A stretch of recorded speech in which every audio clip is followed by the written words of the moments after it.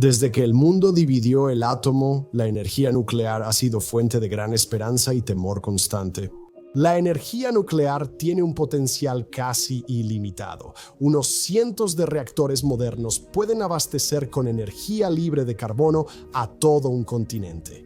Sin embargo, el temor a un desastre nuclear catastrófico, las preocupaciones de larga data sobre los desechos radiactivos y la innegable conexión entre la energía nuclear que cambia el mundo y las armas nucleares que podrían acabar con él han impedido durante mucho tiempo que el planeta Tierra tenga una verdadera revolución nuclear. Pero ¿qué pasaría si surgiera un nuevo enfoque para la energía nuclear y cambiara las reglas del juego? Y si, no por arte de magia ni por milagro, sino gracias a la física nuclear más directa, un científico atómico cercano a ti prometiera que, con solo un gesto de la mano y unos cuantos miles de millones de dólares para investigación, podría ofrecer una alternativa más segura, limpia y pacífica a la industria de la energía nuclear que hemos conocido durante tanto tiempo? Esto no es algún nuevo isótopo de uranio, no es algún nuevo elemento de las profundidades de la tabla periódica. Y no es fusión nuclear. El torio es un combustible alternativo que muchos científicos nucleares consideran clave para mejorar la industria nuclear y servir de puente entre la infraestructura energética actual y una futura revolución de fusión nuclear aún lejana. A diferencia de la fusión, el torio ya está listo. Y si el mundo puede llevar la teoría a la práctica, entonces muchas cosas están a punto de cambiar. Así que conoce el torio. Es el elemento número 90 en la tabla periódica, situado entre otros poco conocidos. Durante casi toda la historia humana, el torio solo ha sido otra roca. Descubierto por primera vez en 1828, el torio es relativamente abundante. Es una sustancia plateada que se extrae en pequeñas cantidades de la mayoría de rocas y arenas. Existe en la naturaleza en una sola forma, y aunque esa forma es técnicamente inestable, se descompone tan lentamente que su vida media es varias veces la edad actual del planeta. Se usa en focos, lentes de cámara de alto índice y cerámica, y su nombre proviene del dios nórdico Thor. Pero lo que hace especial al torio son sus propiedades en comparación con un elemento que el mundo ha llegado a conocer un poco mejor durante el último siglo: el uranio.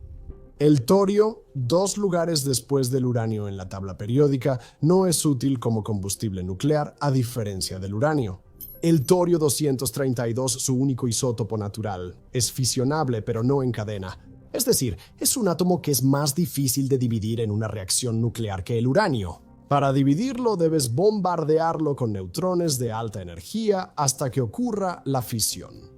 El uranio 235, isótopo fisionable que alimenta plantas y bombas nucleares, es mucho más fácil de desencadenar en fisión nuclear. Pero cuando el torio es irradiado con suficiente energía para causar una reacción de fisión, produce un isótopo diferente de uranio que los isótopos en los que la industria nuclear moderna confía. El isótopo fértil torio 232 puede emplearse para producir uranio 233 artificial.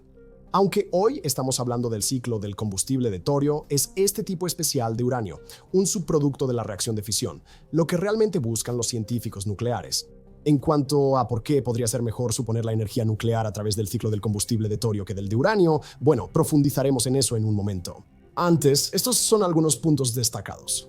El torio es mucho más fácil de obtener, es mucho más abundante, crea subproductos mucho más seguros y es mucho más difícil usar los subproductos de un ciclo de combustible de torio para fabricar una bomba nuclear. Con esas ventajas, es fácil entender por qué el torio genera curiosidad globalmente. Que los reactores de torio sean un tema actual en 2020 no implica que sean un concepto nuevo. De hecho, varias naciones, particularmente Estados Unidos, han conocido el valor potencial del torio durante décadas, y la razón por la que no se ha adoptado no tiene nada que ver con la eficacia.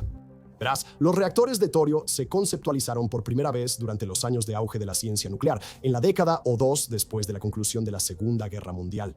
En ese tiempo, científicos en Estados Unidos construían reactores nucleares de uranio, con combustible y potencial para más que solo encender luces. Crearon el isótopo plutonio 239, usado actualmente como principal material fisionable en armas nucleares modernas. En la década de 1960, Estados Unidos aún buscaba alternativas a los reactores de uranio, y un grupo en el Laboratorio Nacional Oak Ridge, Tennessee, trabajó en el peculiar proyecto del reactor de sales fundidas. Entonces, los reactores de sales fundidas eran vistos por el gobierno de Estados Unidos como resultado de un fallido intento de crear un bombardero nuclear durante 15 años. Oak Ridge construyó el reactor para el bombardero, pero los problemas con el método convencional llevaron al laboratorio a buscar otras formas de generar energía nuclear. En ese momento, la rápida expansión de la energía nuclear y la relativa escasez de uranio natural en el mundo llevaron a muchos en el sector energético a temer que el uranio eventualmente se agotaría, incluso cuando en aquellos días gran parte del mundo creía que la energía nuclear sería tan barata y abundante que prácticamente sería gratuita. Con su reactor de sales fundidas, Oak Ridge usó torio más abundante para obtener uranio 233, que luego volvía al reactor como combustible. En 1969, el reactor de torio operaba a plena potencia y generó energía por más de 13,000 horas durante el experimento. En un documental producido años después, el científico nuclear Kirk Sorensen aseguró que si Estados Unidos hubiera continuado con el reactor y sus avances, América habría alcanzado la independencia energética total en 2000.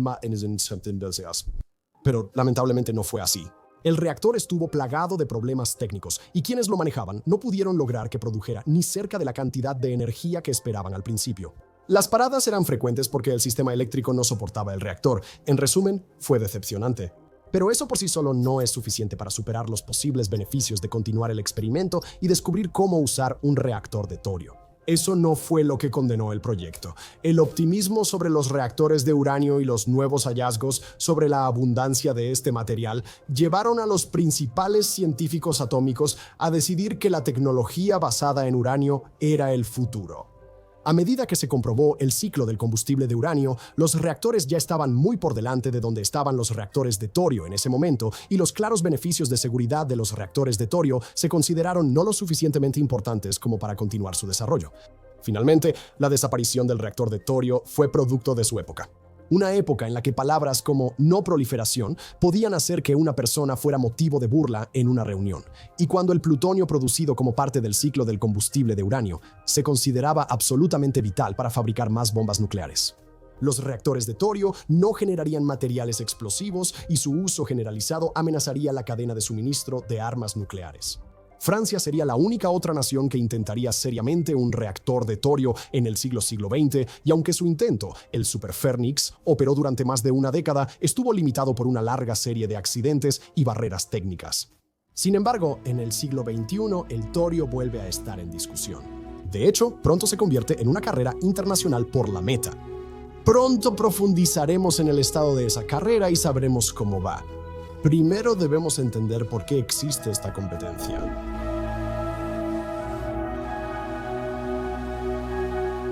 Ya revisamos los aspectos positivos de los reactores de torio, ahora profundicemos en los detalles, siendo su mayor ventaja sobre el uranio su abundancia. La Agencia Internacional de Energía Atómica estima que 6.2 millones de toneladas métricas de este material están bajo la corteza terrestre. Eso equivale al triple de las reservas globales de uranio, haciéndolo casi tan abundante como el plomo. También es mucho más fácil de conseguir, ya que el mineral de torio, también conocido como monazita, normalmente contiene cantidades significativas de torio que luego pueden ser purificadas. Es más seguro y fácil de extraer que el uranio, pues el torio se obtiene en minas a cielo abierto. Y así como salvó una mina, también salvó el uso de reactores. De hecho, los reactores de torio, al menos según el conocimiento actual en el mundo, no pueden sufrir una fusión del núcleo comparable a la que podrían experimentar las plantas nucleares convencionales. No Chernobyl, no Fukushima, no Three Mile Island. Los reactores están construidos de tal manera que pueden ser fácilmente drenados de su combustible en caso de emergencia, y no pueden mantener reacciones nucleares después de que los mecanismos alimentados para estimular la reacción dejan de funcionar. Tampoco los reactores de torio requieren listas complejas de materiales de entrada. El torio es todo lo que necesitan una vez que se inicia la reacción. Como isótopo fértil, el torio produce todo lo demás que se necesita para alimentar el reactor y genera más material fisionable del que consume, lo que significa que no es necesario introducir material fisionable externo para mantener la reacción una vez que ha comenzado. El torio no requiere enriquecimiento. Su isótopo natural produce uranio 233, Y según un ganador del Premio Nobel que trabaja con la Organización Europea para la Investigación Nuclear o Consejo Europeo para la Investigación Nuclear, el torio es tan eficiente que proporciona aproximadamente 200 veces el rendimiento de energía por la misma cantidad de sustancia que el uranio. Si esa cifra no impresiona, no te preocupes, porque el rendimiento energético kilo por kilo del torio comparado con el carbón es de 1 a 3.5 millones. Otro de los problemas que el torio podría resolver es el de los desechos nucleares.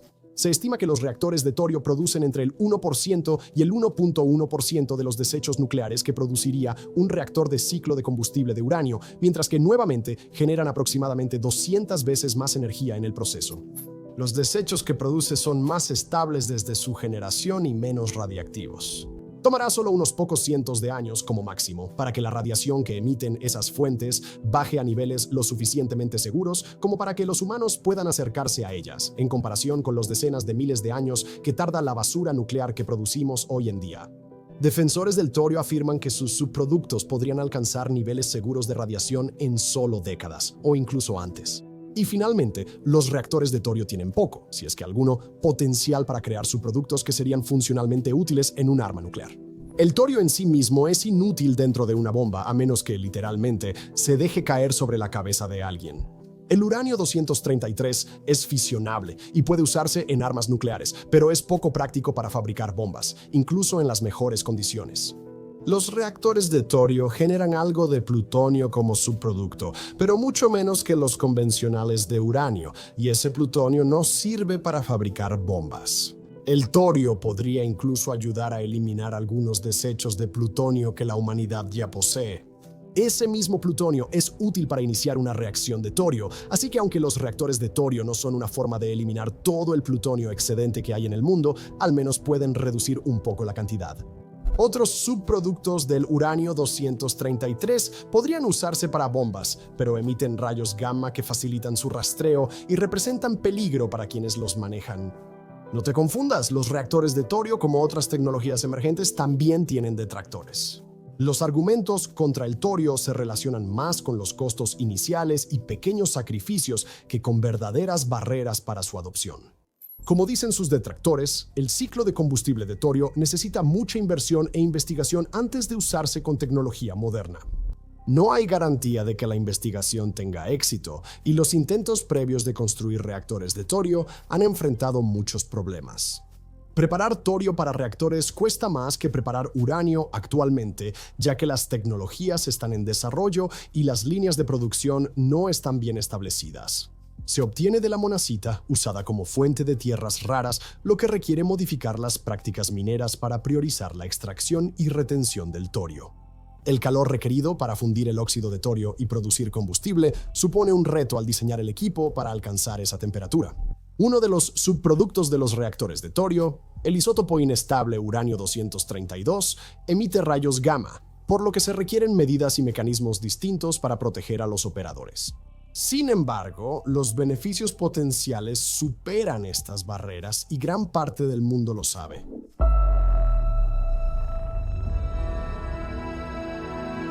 La nación que más ha invertido en reactores de torio no es Estados Unidos, Rusia ni China, sino donde el uranio es escaso y la mayor reserva de torio mundial está bajo sus habitantes. India siguió investigando reactores de torio tras ser abandonados mundialmente y ahora ha dado resultados. El desarrollo y las pruebas de la prometedora tecnología de reactores de torio han estado en marcha allí durante una década, aunque los planes para construir y terminar un reactor de torio a gran escala aún no se han concretado. La India está esforzándose mucho para lograr la producción de energía a gran escala mediante torio en el transcurso de las próximas 2 décadas aproximadamente y espera cubrir una gran proporción de sus necesidades eléctricas con torio poco después. Líderes de la India, pasados y actuales, reconocen que el país está idealmente posicionado para liderar la energía nuclear a partir del torio, algo establecido desde que Homi Bhabha, fundador del programa nuclear civil, lo priorizó hace más de medio siglo. El impulso del país por el torio no siempre ha funcionado. El progreso ha sido lento porque la India no firmó el Tratado de No Proliferación Nuclear y quedó excluida de recursos globales que podrían haber resuelto sus problemas con el torio. En 2024, su reactor prototipo reproductor rápido se completó y se espera que opere a fin de año. Y justo al otro lado de una gélida frontera del Himalaya, la nación de China está en camino de igualar, si no es que superar a la India en unos pocos años. China trabaja en un reactor de torio desde 2011 y, como la India, casi todo el desarrollo ha sido propio. Sin embargo, China tuvo el lujo de hacerlo por elección propia. El laboratorio Oak Ridge, que construyó un reactor de sal en los años 60, es ahora una de las pocas entidades extranjeras asociadas con China en esa misión. Al momento de escribir esto, China tiene varios reactores de ciclo de combustible de torio en construcción en el desierto de Gobi, y justo este año, 2024, China confirmó que uno de esos reactores comenzará a operar en 2025. Esa planta piloto generará solo 2 megavatios de electricidad cuando opere completamente. Pero debido a la solidez general de la industria nuclear de China, el acto de construir un reactor de torio funcional probablemente será más desafiante que simplemente proliferarlos después. China espera eventualmente construir numerosas plantas de torio en sus desiertos y expandirlas a decenas de naciones involucradas en su iniciativa de la franja y la ruta alrededor del mundo. En Estados Unidos, tras rumores de colaboración con China en 2010, el impulso para un reactor de torio sigue siendo débil. La idea ganó tracción en el Congreso de Estados Unidos antes de 2010 y en 2020 el Departamento de Energía inició una iniciativa para operar 2 prototipos de reactores de próxima generación, dejando abierta la opción del torio. En 2022, el Congreso propuso la Ley de Seguridad Energética del Torio para que Estados Unidos invirtiera en uranio 233 y creara una reserva nacional, evitando depender de otros países para este material. Ese proyecto de ley no se votó en el Congreso, pero uno posterior, firmado en 2024, destinó fondos para recolectar uranio 233 y desarrollar combustibles para futuros reactores de sal fundida y de gas a alta temperatura. En el resto del mundo, Dinamarca destaca como líder en energía de torio, con la empresa Copenhague Atómicos anunciando en 2024 que su reactor de sal fundida, el WAST Burner, finalmente está listo para un intento real de alcanzar la criticidad. El Waste Burner es un reactor pequeño diseñado para ser empacado y transportado en un contenedor de envío si es necesario y utiliza plutonio derivado de combustible nuclear gastado para activarse y comenzar el proceso de reacción con reservas fértiles de torio. Se prevé que el Waste Burner opere por primera vez en Suiza en 2026. Canadá ha avanzado hacia un reactor de torio, Israel y Japón han mostrado interés, y una empresa sudafricana diseña uno para aliviar los problemas energéticos del país. Indonesia y Noruega han mostrado disposición para investigación y desarrollo. A medida que la carrera por un reactor comercial de torio realmente despegue en los próximos años, las naciones involucradas seguramente encontrarán razones para participar en una competencia amistosa o, a veces, bastante hostil. El ciclo de combustible de torio tiene muchas ventajas sobre la energía nuclear convencional, pero la carrera tecnológica por el torio sería mucho menos intensa que otras competencias globales por recursos. Esto se debe en gran medida a la disponibilidad de recursos. Según la Asociación Nuclear Mundial, la India posee las mayores reservas de torio del mundo, con 850.000 toneladas métricas. Brasil le sigue con 632.000 toneladas métricas y Australia y Estados Unidos con 600.000 cada uno.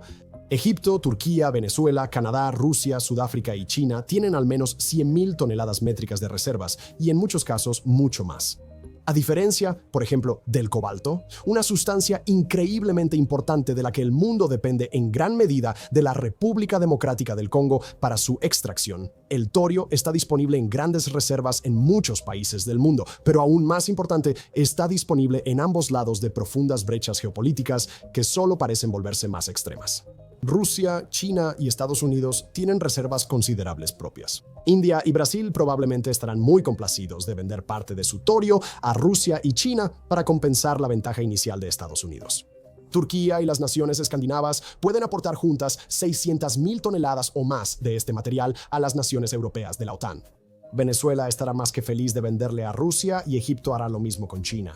Sea como sea que se vea, la carrera hacia la energía de torio no se parecerá a la lucha actual por los elementos de tierras raras. Por ejemplo, donde una gran potencia, China, controla gran parte del mercado. Es poco probable que la escasez de torio sea un problema. Con sus niveles actuales de consumo de energía, se espera que Estados Unidos, por ejemplo, tenga suficiente torio en el suelo para abastecerse durante los próximos 1000 años, después de lo cual, es cierto, América tendría que explorar otras opciones.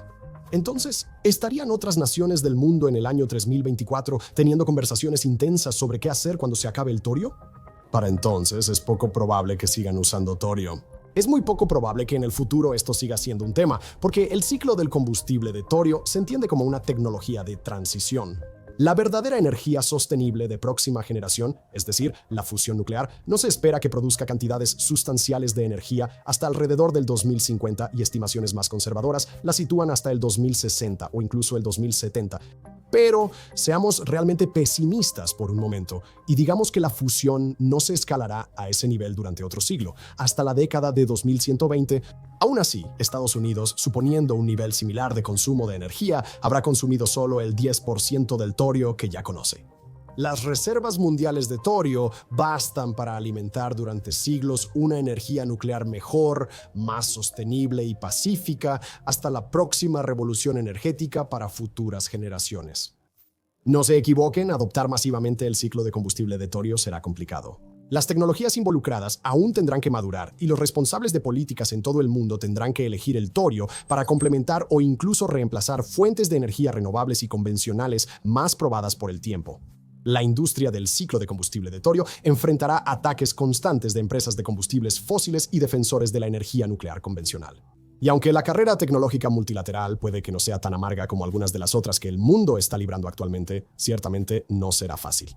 Pero la recompensa que espera al final es uno de esos futuros potenciales que parecen demasiado buenos para ser verdad, excepto por la clara posibilidad de que realmente lo sean. Según lo que se sabe, el ciclo de combustible de torio funciona. Sí tiene una promesa concreta para cumplir ciertos umbrales técnicos. Si el mundo lo descifra, el difícil camino hacia la energía renovable podría ser más fácil. Ese es un futuro que aquí en Megaproyectos ciertamente no nos molestaría que se hiciera realidad.